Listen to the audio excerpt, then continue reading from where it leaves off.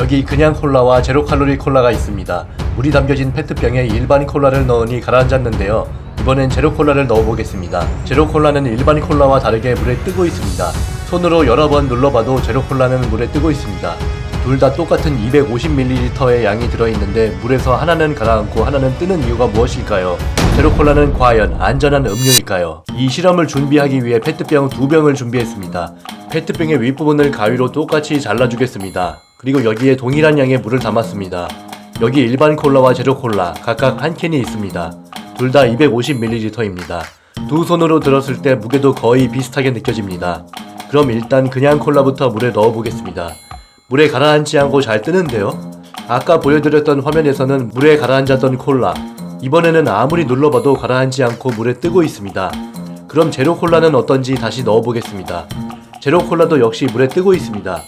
아까까지만 해도 일반 콜라는 물에 가라앉고 제로 콜라는 물에 떴었는데 지금 보면 둘 다 물에 잘 뜨고 있습니다. 이게 무슨 일일까요? 지금부터 알려드리겠습니다. 먼저 일반 콜라의 성분을 보면 설탕, 과당 등이 표시가 되어 있습니다. 하지만 제로 콜라에서는 설탕이라는 말을 찾아볼 수가 없지요. 맞습니다. 제로 콜라라는 설탕이 함유되지 않은 칼로리 제로의 콜라를 말합니다. 일반 콜라에는 설탕이나 과당 등이 10% 정도 포함되어 있는데 제로 콜라는 그렇지 않고도 일반 콜라 같은 단맛이 나지요. 이것은 제로 콜라에 들어있는 수크랄로스 등의 인공 감미료가 설탕의 약 600배 이상의 단맛을 내기 때문에 아주 소량만 들어가도 충분한 단맛을 낼 수 있기 때문입니다. 그런데 아주 소량이긴 하지만 그래도 칼로리가 0이라는 건 조금 믿을 수가 없었습니다. 일반 콜라 한 캔의 열량이 108kcal니까 제로 콜라 한 캔은 예를 들어 1kcal 정도라고 한다면 이해할 수 있는데 어떻게 그것도 아니고 아예 0일 수가 있는 건지. 실제로 알아보니 제로 콜라 100ml의 열량은 0이 아니라 1.2kcal라고 합니다. 그렇다면 콜라 회사에서 소비자에게 거짓말을 하는 걸까요? 식품위생법에서 영양성분 표시 방법을 살펴보면 100ml당 5kcal를 넘지 않는 제품은 0kcal라고 표시할 수 있다고 명시되어 있습니다. 또한 100ml당 4kcal를 넘지 않으면 무라는 표현을 사용해서 칼로리가 없음을 강조할 수도 있습니다.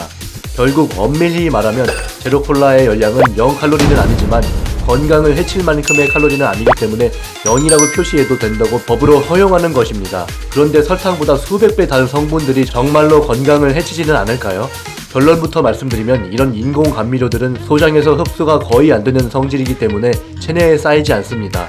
제로콜라의 성분들이 체내에 흡수될 수 있는 물질이 거의 없으므로 제로콜라는 우리의 신진대사나 신경계에 영향을 주지 못하는 안전한 음료입니다.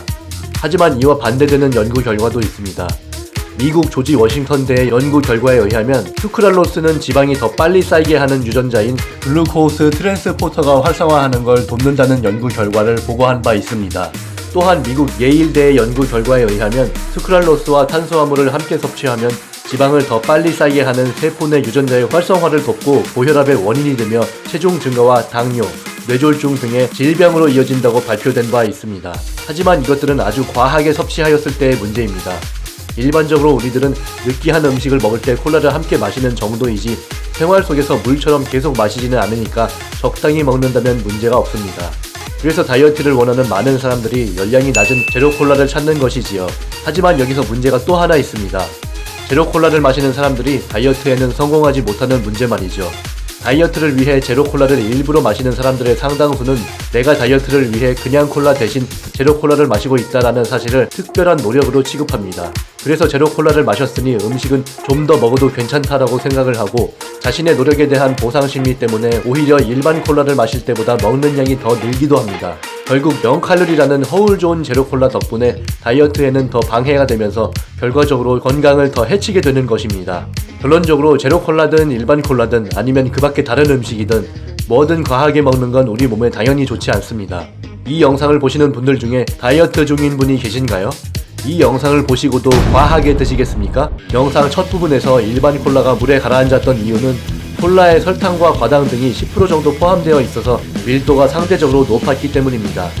반면에 제로콜라에는 설탕 대신 인공 감미료만 매우 소량 들어있기 때문에 일반 콜라보다 상대적으로 밀도가 작아서 물에 넣으면 이렇게 물 위에 뜨게 됩니다. 하지만 두 번째 보여드린 화면에서는 제로콜라 뿐만 아니라 일반 콜라도 물에서 잘 떴습니다. 도대체 이렇게 되는 이유가 뭘까요? 물은 섭씨 4도일 때, 그러니까 찬물일 때 밀도가 가장 높고 온도가 올라갈수록, 다시 말해 물이 뜨거워질수록 밀도가 낮아집니다. 두 번째 화면에서 사용된 물은 아주 차가운 물이었기 때문에 어떤 콜라를 넣어도 물의 밀도가 높아서 뜰 수밖에 없었습니다. 그럼 물을 데워서 밀도를 낮춘 상태에서 똑같이 두 캔을 넣어보면 실험 결과가 방금과는 달라질 거라고 생각할 수 있습니다. 물을 데웁니다. 데운 물을 병에 부었습니다. 현재 물 온도는 71.9도입니다. 일반 콜라를 넣어보겠습니다. 아까와는 다르게 가라앉았습니다. 그럼 제로 콜라를 넣어보겠습니다. 제로 콜라는 물에 떠 있습니다. 결국 제로 콜라는 일반 콜라에 비해 단맛을 느끼게 하는 성분이 아주 소량 들어있어서 물에 잘 뜰 수 있었던 것입니다. 오늘 영상이 유익하셨다면 공유해주세요.